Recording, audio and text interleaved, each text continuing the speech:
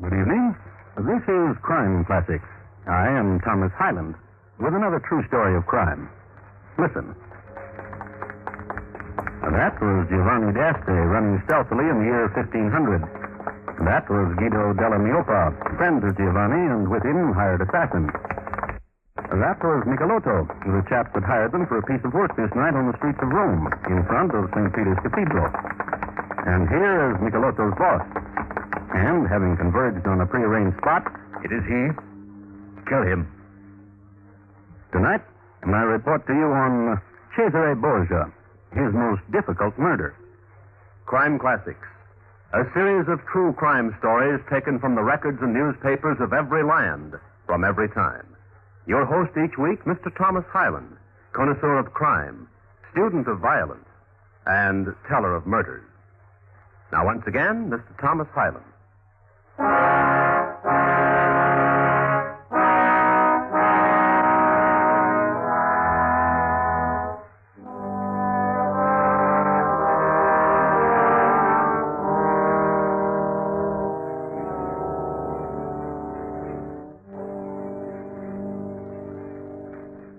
They dressed well in those days, and no wonder.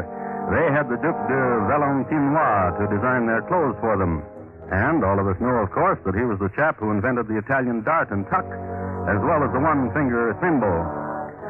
So, a night out then in Rome, formal garden dinner at the Borgias.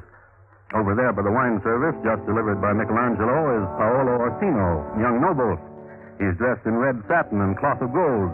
The hem of his surplice is studded with rubies, and his hat is trimmed with stiff gold lace.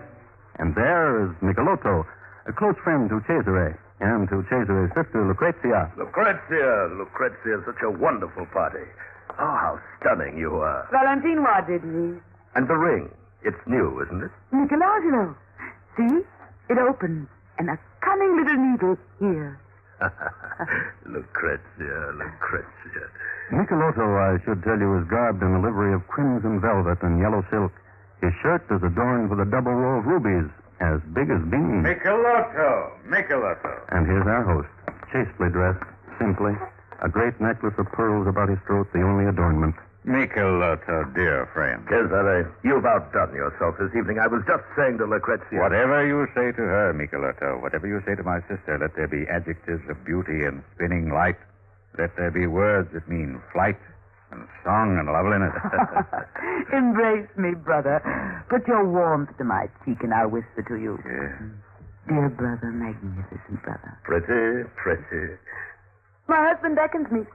Alfonso waves come to me. Then go to him. Go, fly to him. Michelotto. Yes. Lucrezia loves her husband, Michelotto. Yes. See how she greets him. Ardently. Michelotto. Say it. He does the world no good.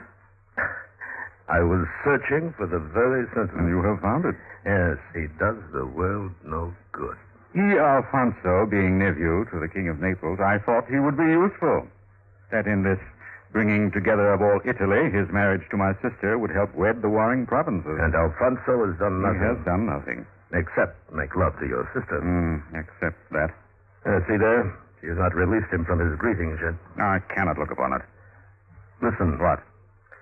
This worthless man, this Alfonso of Aragon. What of him? Aragon blood is red. Deep, deep red, and spills nobly. Dear friend. Dear friend.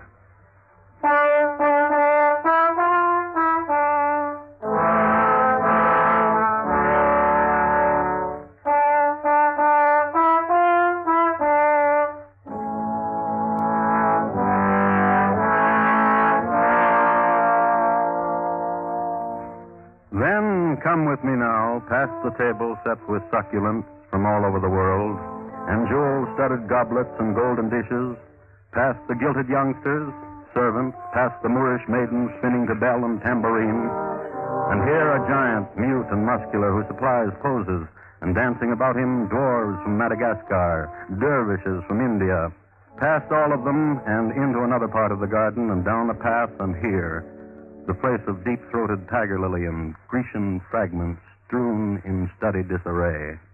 This place. Methinks he plans to kill me, wife. Since returning from Firenze, your thoughts are dismal with death and sorrow. You saw how he looked upon me with loathing. What other loathes the world except that which is in his arms at the moment? Tell me this, Lucrezia. What? What does he say of me? He asks if I love you. And you answer. I say yes. Then he asks if I am pleased with you. And you answer. I say yes. And I offer my lips to the sun as if I am kissing you, and I say yes. Divine. Divine, Lucrezia. Youth of beauty, my husband. Youth of bravery and daring. Listen. Yes? Do something brave now. Do a daring thing. Leave. Leave? The palace of Cesare? The feasting not yet begun? I want to. But Cesare is disfavored. Daring. Brave. Yes.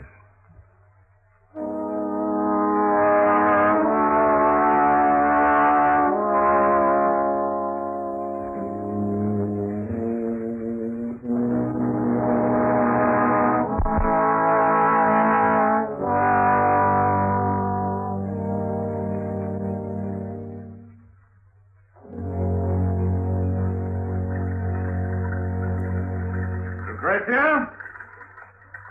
Lucrezia? Oh, there you are, sister. Good morning to you.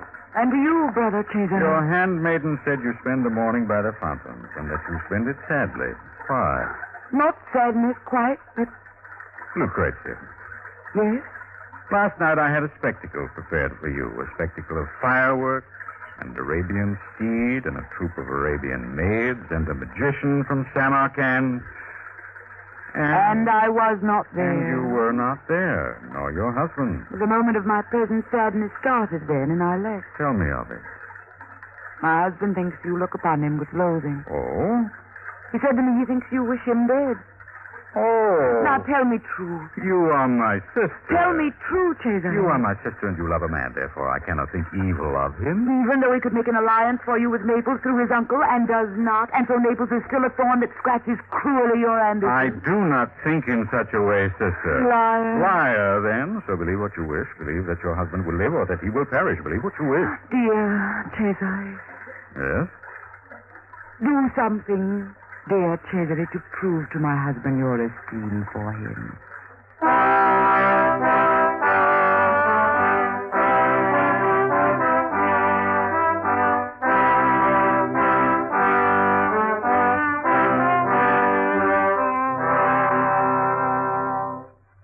First, Cesare sent to Alfonso a gift, a marble basin filigreed with gold, and in it, an invitation to meet him at Michelangelo's studio, where the artist was sculpting a portrait of one of Cesare's favorites.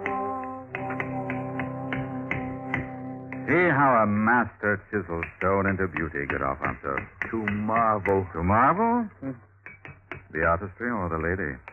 I did not notice the lady, for your sister fills my eyes ever, at all times. Pretty. Pretty. Come. And see here, this salt cellar Michelangelo makes for the Vatican. And this design for a catapult. I am not stupid, brother-in-law. Why did you bid me here?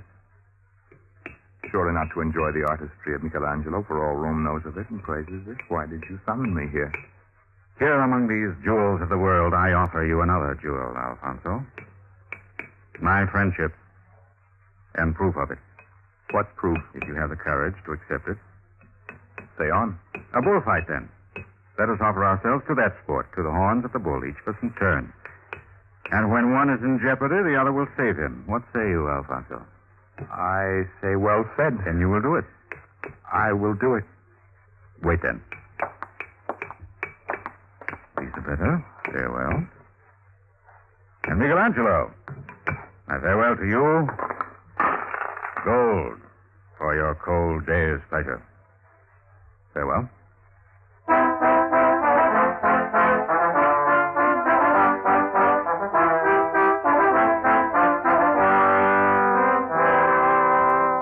So a bullfight was arranged. Each fought the bull in his turn.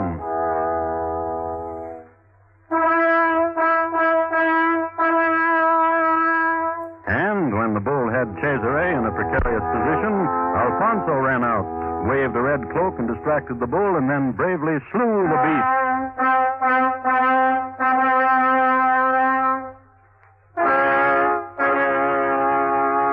And in his turn, Cesare succored Alfonso when Alfonso fought the bull and was in peril.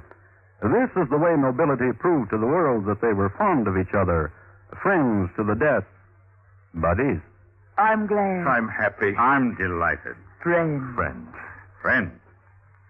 And now, friend of my life, dear Alfonso, a boon. Whatever. This boon. Meet with me in front of St. Peter's this evening so that I can take you to Master Giulio for a fitting. Friend of my life, I will be there. Farewell to you. And to you, my sister. Fare you well. How did it go? I asked him to meet with me in front of St. Peter's Cathedral this evening. That I would take him to Master Giulio for a fitting. What bait that is. The vain man. At 9 o'clock. Now that he trusts me, he will be there. Will you meet with me? Yes. And tell Giovanni of the Poignard of the meeting? And Guido? Yes. 4 of us, then. And we will approach from 4 directions. Each of us masked so as not to be identified. You remember Francesco well, I see. Yes. Then tonight, dear friend. Yes.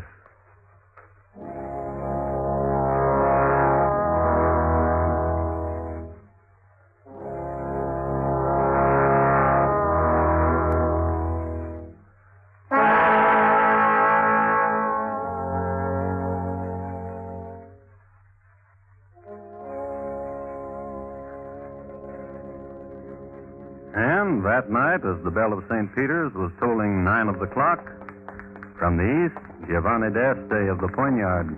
From the west, Guido della Miopa of the Dagger. From the north, Michelotto. And from the south... It is he. Kill him. Varlets. No.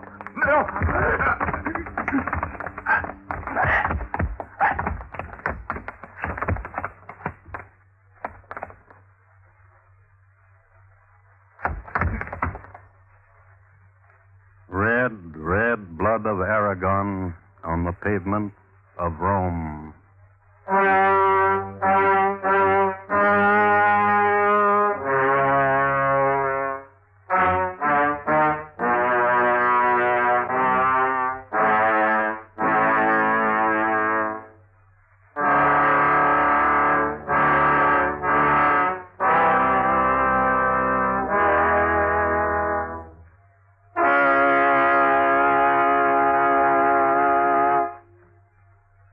You are listening to Crime Classics and your host, Thomas Hyland, and his report to you on Cesare Borgia, his most difficult murder.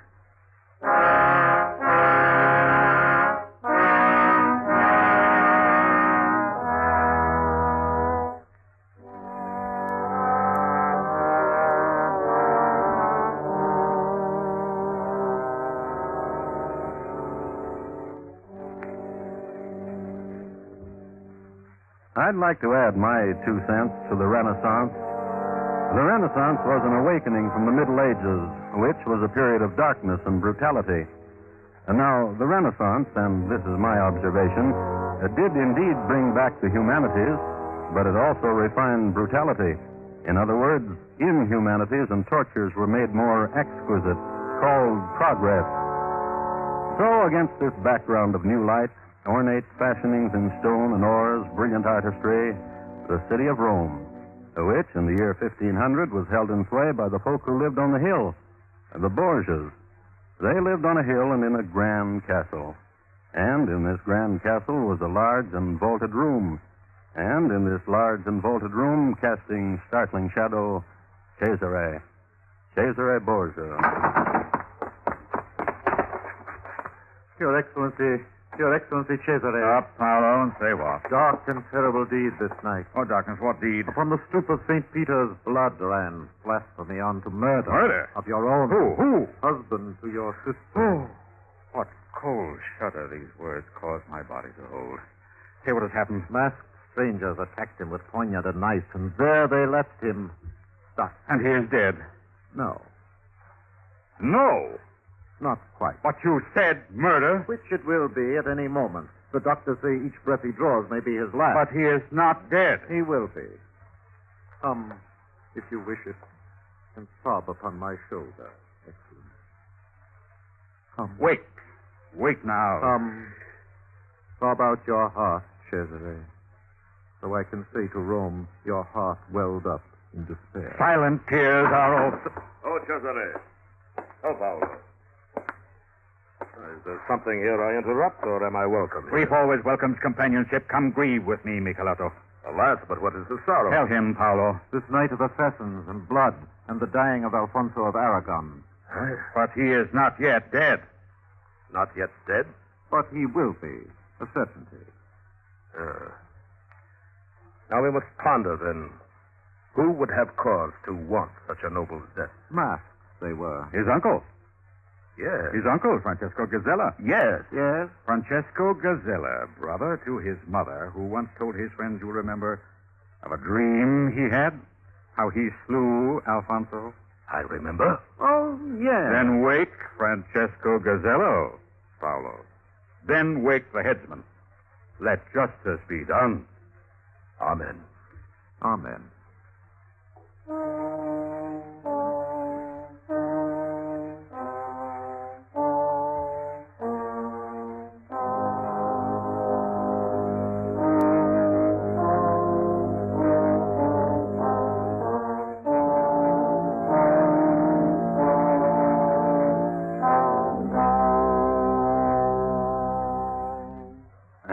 That night, Francesco Gazella went to the block in good humor, smiling, joking with the headsman, and similar manifestations of no hard feelings. His last statement on records is interesting, too. "This is a dream," he said, "and I shall awaken in a little while and have my wine and bun." The records state that when Francesco's head was exhibited to the Roman crowd, it wore a nice smile. Well, as you know, Alfonso just refused to draw his last breath. Inhale, exhale, he wouldn't stop. He didn't regain consciousness, but he didn't stop breathing either. So Cesare went to visit him, and in the anteroom to the sick chamber, You did it. Lucrezia Borgia making an accusation. It does not matter who you executed, who you gave to the headsman's block. You did it. You caused it to be done. But no, sister, be calm by this assurance.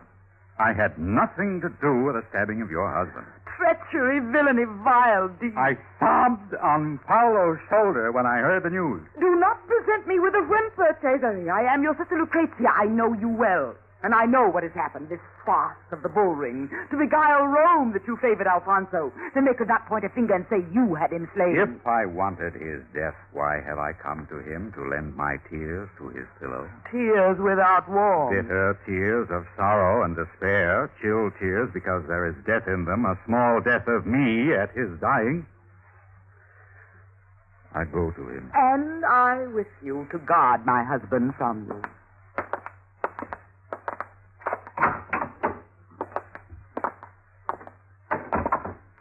Doctor, Your Excellency. how is he? Remarkable. A miracle. He should be dead, but he isn't. A miracle. Remarkable. Oh, Alfonso, dear friend, almost brother to me. As you will take your place in heaven now, smile then because you are revenged. Vile man of an uncle slew you. And what reason could he have had, Alfonso? Gentle Alfonso, sweet and brave man to have struck you down. I have been stricken too, for you are beloved of fair Lucrezia, as I am beloved by her. Therefore we share a sainted place. And when you will go, I will live loneliness. Had you lived longer, sweet friend, what marriage we would have been. What harm would... Brother. Take me from this place. You weep true tears, warm tears. Take me from this place. Yes.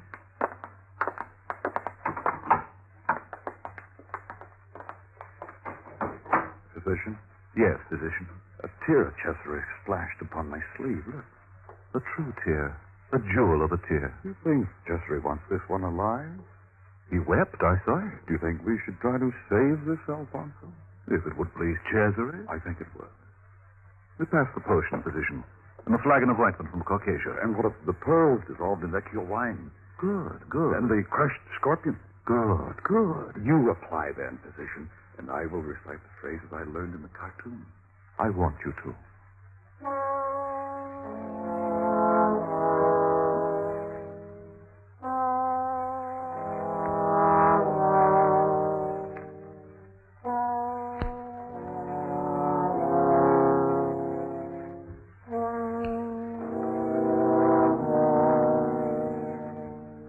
I have no idea whether it was the ointment from Caucasia or the crushed scorpion or the phrases the good physician had picked up at the headwaters of the Nile, but whatever it was, Alfonso one day opened his eyes and hopped right out of bed. A miracle. Remarkable.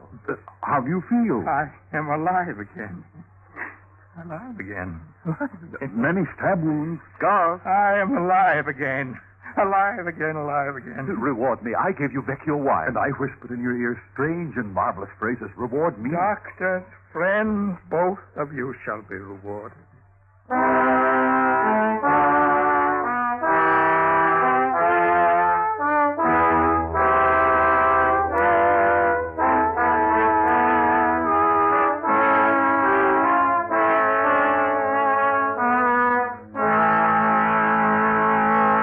I do not know what magic they use, the physician. To the block with them, both of them. Yes, Your Excellency. Wait. Yes. Have them take poison instead. Therefore, I can explain their death as a sour stomach. But how can I explain their heads? Wit. Exquisitely spoken, fair Cesare. What assassins do you draw to you, Michelotto, that they strike 50 blows and kill not? Get rid of this one. Go, Paolo. Do my bid. Have the physician... Drink poison. Mm-hmm. Go. I pose the question, Michelotto. What assassin... You joined us, and you struck him as well as we. Yes. I must tell you something. What? The court notices the travail on your face now that Alfonso lives. They laughed behind your back. They... Who knocks? Your sister, Lucrezia, no? Give her entrance, Michelotto.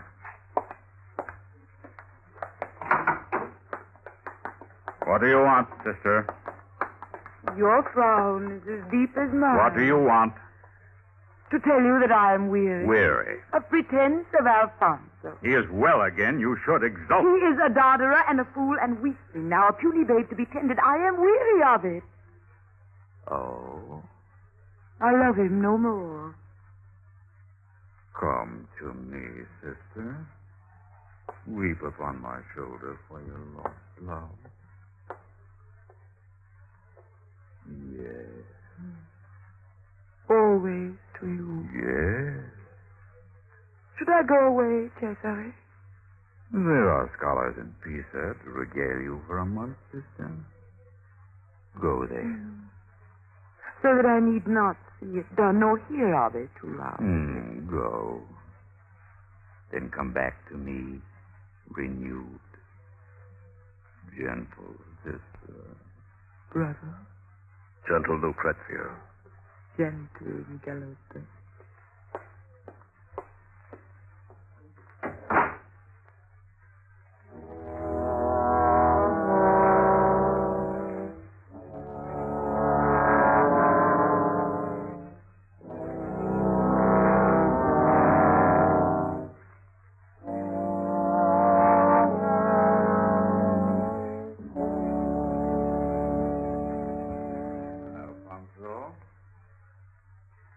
Alfonso. Wake. Now wake, good Alfonso, What? and look upon death. An emotion not to be taken in sleep, Alfonso. No. Oh, good, Michelotto. Muscular friend, how your sinews make a dance. Ghostly dance. Oh, see the pose of you, Michelotto. Classic pose. Ha, ha, ha. Oh, see. He is dead. Take certain of it. Take my poignard. Yes.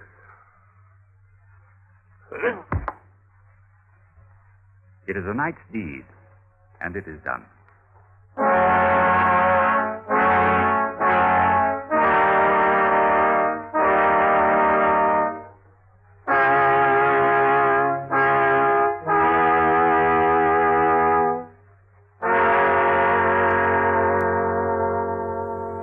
The next day, Cesare journeyed to Pisa. Here, he and Lucrezia sat at the feet of scholars and drank deep the wine of knowledge. One day, one of these savants tarried too long with Lucrezia on some question not philosophical. That afternoon, the fellow fell down dead from drinking deep the wine of Cesare, one of a series of a lot of fellows who dropped down dead, before Cesare himself did, a long time later on a battlefield in Spain. Later still, Lucrezia died in a convent. Ah, those Borgias.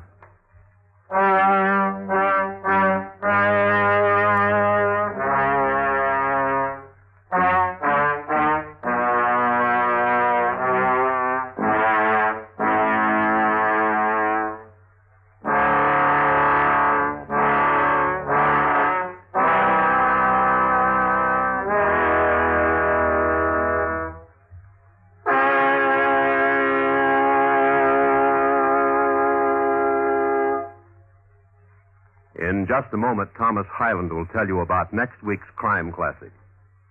Cesare Borgia, tonight's crime classic, was adapted from reports and accounts of the times by Morton Fine and David Friedkin. The music was composed and conducted by Bernard Herrmann, and the program is produced and directed by Elliott Lewis. Thomas Hyland is portrayed on radio by Lou Merrill. In tonight's story, Whitfield Connor was heard as Cesare, William Conrad as Michelotto, and Betty Lou Gerson as Lucrezia. Featured in the cast were Lamont Johnson, Edgar Barrier, Hy Averback, and Larry Thor. Bob Lamont speaking. And here again is Thomas Hyland. Next week, Rutland, Vermont, in the year 1850. The three fellows named Leathers, Vermontians by way of Egypt, met a young lady and were all taken by her. But you remember the old saw, two's company, four is a crowd. It's listed in my files as Widow McGee and the Three Gypsies, a Vermont fandango. Thank you. Good night.